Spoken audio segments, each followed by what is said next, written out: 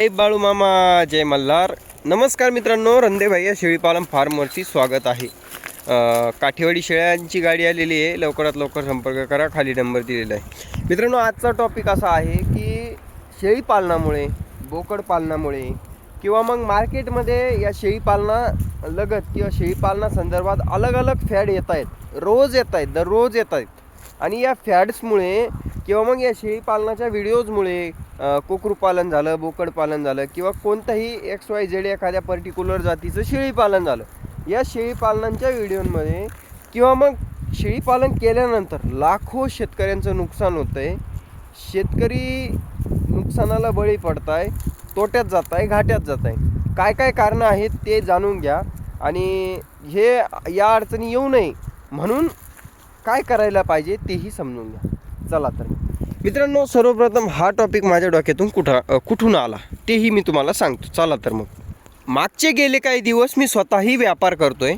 आणि दुसरी गोष्ट म्हणजे मला व्हॉट्सॲपवरती, फेसबुकवरती, इंस्टाग्रामवरती DMs येतात. म्हणजे काय, डायरेक्ट मेसेज येतात की रंदे भैया, मागचे 1 वर्ष झालं तसं शेळीपालनामुळे परेशान आहे, आर्थिक संकट आलेत, पैशाच्या अडचणी झाल्यात, निर्माण झाल्यात, घरचे परेशान झालेत, वेगवेगळ्या अडचणी येत आहेत, XYZ प्रॉब्लेम्स होतात घरामध्ये, घरचे बोंबालत आहे की आता शेळीपालन बस झालं, पिल्ले मरत आहे, शेळ्या मरत आहे, घरचे सगळे परेशान झालेत, कामात मन रमेना, लगातार पिल्ले मरत आहेत, शेळ्या मरत आहेत, आजारी पडत आहेत.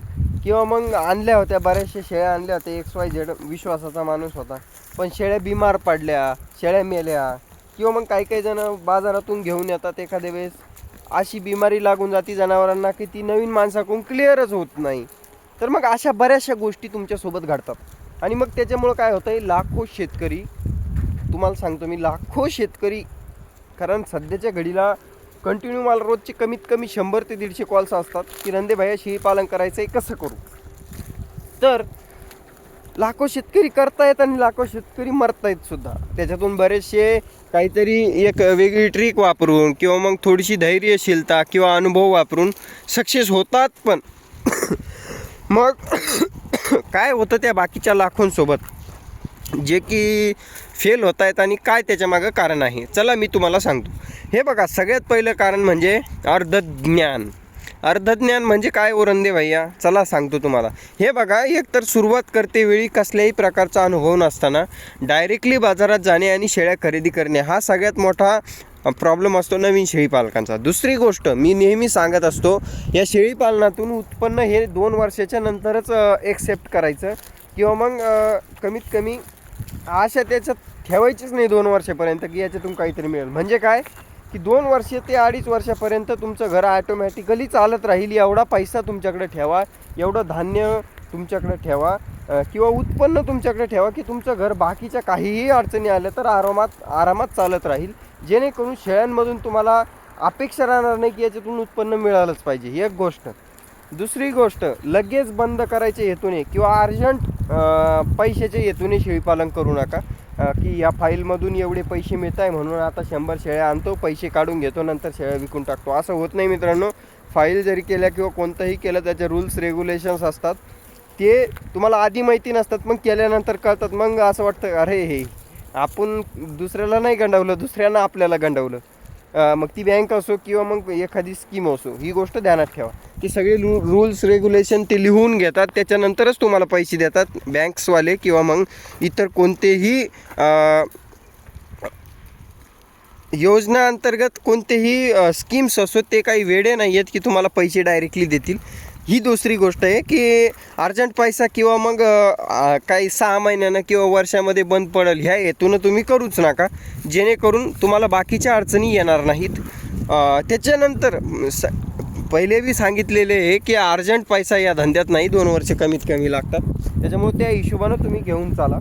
हां, पैसे मिळतात, पण मिळालेच पाहिजे किंवा मिळतीलच याचा काही भरोसा नसतो.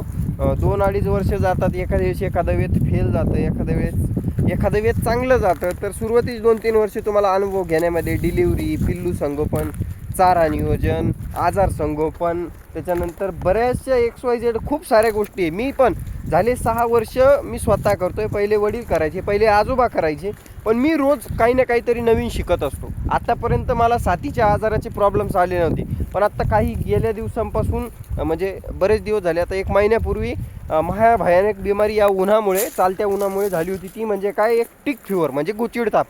एका शेळीपासून दुसऱ्या शेळीला पण होतो आणि बऱ्याचशा कारणांमुळे तो होतो.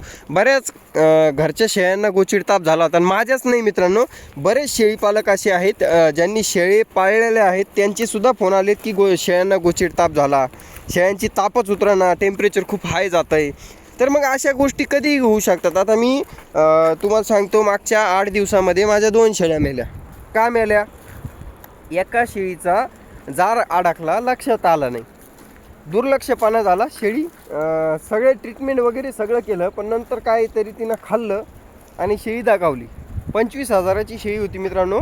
आदल्या दिवशी म्हणजे 2-3 दिवस अगोदर 4 बोकड दिले होते आणि ती 4 बोकड अशीच वनवासाला सोडून ती शेळी मेली. त्याच्यानंतर मी मागंही एक व्हिडिओ टाकला होता की दुधाच्या शेळ्या घरी मी पाळण्यासाठी आणल्या. त्याच्यातली एक जबरदस्त मैना म्हणून एक पाट आणली होती मी.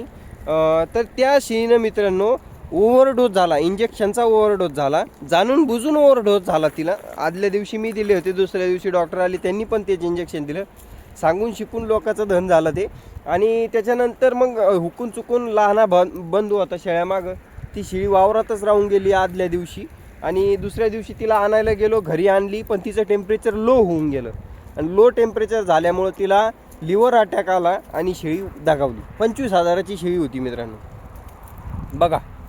तर नुकसान होऊ शकतं, पण या नुकसानामध्ये तुम्हाला भरपाई करून निघण्याची तेवढी हिंमत पाहिजे मनामध्ये. आता मी 2 दिवसात 50,000ला लॉस गेलो म्हणजे मी काय बरबाद झालो का? किंवा मग माझं मन उडायला पाहिजे का या धंद्यावरून? अजिबात नाही. लाखो कमावलेत, भरपूर पैसे कमवून दिले या शेळ्यांनी. त्याच्यामुळं डगून जायचं नाही. हे जनावर तुम्हाला पैसे देतं, भरपूर पैसे देतं, पण मग थोडंसं धीर धरावं लागतो. नवीन शेळपालकांचं काय असतं माहिती आहे का? नवीन शेळ्या आणल्या बाजारातून, किंवा मीही बऱ्याच लोकांना शेळ्या विकतो, काय प्रॉब्लेम्स येतात ते सांगतो. आता हे बघा, बरेच लोक म्हणतात काठेवाडी शेळी एकच पिल्लू देते का रणदेवया? तसं नसतं. तुम्ही ज्या भागातून आणताय, किंवा मग मी स्वतः सांगतो, गुजरातवरून या शेळ्या जेव्हा येतात, काही भागांमध्ये तिथं काय होतं, ज्याच्याकडे 20-25 शेळ्या आहेत तो खायला भरपूर घालतो शेळ्यांना, तर त्याच्या कळपातल्या जर शेळ्या असल्या ना, त्या 2-2, 3-3 पिल्लं पण देतात. पण सगळ्यांकडेच असतील असं नाही, कारण या दिवसामध्ये गुजरातचं वातावरण सगळ्यात भंगार असतं. मी स्वतः सांगतो, बाकीच्या व्यापाऱ्यांना पण विचारा, खायला खूप कमी होऊन जातं. आणि त्या कारणानं ह्या दिवसात लागणाऱ्या शेळ्या, किंवा दिवाळीच्या दिवसात जेव्हा पाण्याची आपड थप्पड राहते, त्या टायमाला जर लागवड झालेल्या शेळ्या असल्या, तर त्या शेळ्या शक्यतो खाण्याच्या वानमारीमुळे किंवा मग इतर बऱ्याचशा गोष्टी वातावरणामुळे त्या शेळ्या एक-एकच गर्भ धरतात आणि एक-एकच पिल्लू देतात. पण नंतर होतं ना, ज्या टायमाला आपल्याकडे आलं, चांगली काळजी घेतली. आता रात्रंदिवस मी फॉरेनची टोपी घालून, कोणती कॅप म्हणतात तुम्हीच कमेंटमध्ये सांगा, तर ही कॅप घालून उन्हाच्या तानाच्या शेळ्या वळतोय. का वळतोय? कारण शेळ्यांच्या तब्येती डाऊन नाही झाल्या पाहिजे. एक कोमट ऊन आहे, त्याच्यामध्ये चारायच्या. कडक ऊन पडल्यानंतर 2-3 तास शेळ्या बसून ठेवायच्या. सगळ्या काळज्या घ्याव्या लागतात, ही गोष्ट ध्यानात ठेवा. अशी काही गोष्ट आहे. त्याच्यानंतर नवीन शेळीपालकांकडून होणारे अजून एक चुका सांगतो मी तुम्हाला. चला, हे बघा, एक पिल्लू दिलं, किंवा मग नवीन काय होतं, आपण गाभण शेळ्या आणतो मार्केटमधून. मी तर नेहमी म्हणतो की गाभण शेळ्या घेताना बघून घ्या. बघून काय, ते शेवटी झाकली मूठ 1.25 लाखाची असती गाभण शेळीची. झालं तर लई कल्याण करते, नाहीतर मग गाभण नाही, पिल्लू मरणे, ह्या अडचणी तुम्हाला ट्रॅव्हलमुळं येऊ शकतात. तर त्याला तुम्ही स्वतः इश्क है तो रिस्क है, तशी गंमत आहे, नाही सॉरी, रिस्क है तो इश्क है, स्वतःच्या रिस्कवर तुम्ही त्या शेळ्या घेऊ शकता. किंवा मग शक्यतो डायरेक्ट पिल्लावाल्या किंवा मग खाट्या शेळ्या घ्यायच्या, जेणेकरून काही अडचणी येत नाहीत. चला तर मग अजून बळी पडण्याचं कारण काय? अवाढव्य किमतीचे व्हिडिओ बघणे, 3 महिन्यात पैसे डबल वगैरे XYZ प्रॉब्लेम्स येतात, आणि मग ते व्हिडिओ बघून करतात आणि मग अडचणी येतात. तर त्याच्यापासून जपून राहा. व्हिडिओ आणि रिॲलिटी याच्यात खूप जास्त बदल आहे. तो बदल बघायचा असेल तर आपल्या फार्मला एकदा व्हिजिट करा, तुम्हाला सगळं दाखवून देतो मी काय काय अडचणी आहेत. दुसरी गोष्ट, अजून काय अडचणी येतात, योग्य ज्ञान नसणे. पहिलेच बोललो, अर्ध ज्ञान. तर अनुभव राहत नाही, पैसे खूप गुंतवतात आणि अपेक्षा खूप करतात, आणि मग नंतर नुकसान होतं. मेंढ्यांचा कळप कसा झाला सांगा बरं का? आता मस्तपैकी भारी मेंढ्या पाळल्यात आपण. आता 7-8 मेंढ्या सध्या कळपात, 1-2 घरी आहे, आणि असेच आपण आता दमादमानं वाढवणार आहोत. शेळ्यांचा कळप बी बघा कसा जबरदस्त झालेला आहे. तर हे बघा, वेळ द्यावा लागतो धंद्याला. एक नंबरचा धंदा आहे. ओनली व्हाईट मनी, चांगल्यापैकी पैसा बी मिळतो. फक्त व्हिडिओजला बळी पडू नका आणि परेशान होऊ नका. पिल्लं मरतात, आजार येतात, बरोबर आहे, पण तुम्ही योग्य उपाय करा. योग्य उपाय होत नसेल, 10 जणांना विचारा, 10 डॉक्टर हाताखाली घ्या, मरू द्या, 10 पिल्लं मरू द्या, पण सेम अडचणीमुळं ते पिल्लू मरू देऊ नका. वेगवेगळ्या अडचणीत वेगवेगळं पिल्लू मरतंय, पण तेच पिल्लू, सेम पिल्लू त्याच आजारानं मरू देऊ नका. एक ट्रीटमेंट नाही झाली, दुसऱ्याला विचारा, दुसऱ्याकडून नाही क्लिअर झाली, तिसऱ्याला विचारा. इंटरनेटवरती भरपूर साठा आहे, सर्च करा. फालतूचे व्हिडिओ बघण्यापेक्षा कामाचे व्हिडिओज बघा, जेणेकरून तुमच्या शेळीपालनाला चांगली चालना मिळेल. बाकी धन्यवाद मित्रांनो. रंदेभाई या शेळीपालन फार्मला सबस्क्राईब करून घ्या. अजून याचा पुढचा पार्ट मी लवकरच अपलोड करील. बाकी शेळीपालनामुळं बरेचसे शेळीपालक ज्या अडचणीत आहेत त्यांनी 100% या व्हिडिओच्या खाली कमेंट करा. काय काय अडचणी येत आहेत, त्या अडचणींवर मात करण्यासाठी उपाय हो रंदेभाई तुमच्यासाठी घेऊन येईन. धन्यवाद. Bye bye. Love you all. आणि हो, चारा नियोजन असल्याशिवाय जनावरं सांभाळणं थोडं मुश्किल आहे. त्याच्यामुळं चारा नियोजन करूनच बाकीच्या गोष्टींमध्ये उतरा.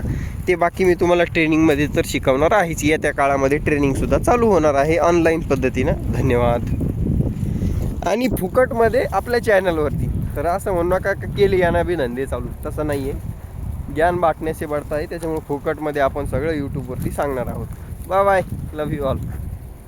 शेळ्या कशा वाटल्या कमेंट करून नक्की सांगा. आता माझ्याकडे सुद्धा 50 शेळ्या, 10-12 मेंढ्यात, भरपूर काही साठा झालेला आहे. धन्यवाद.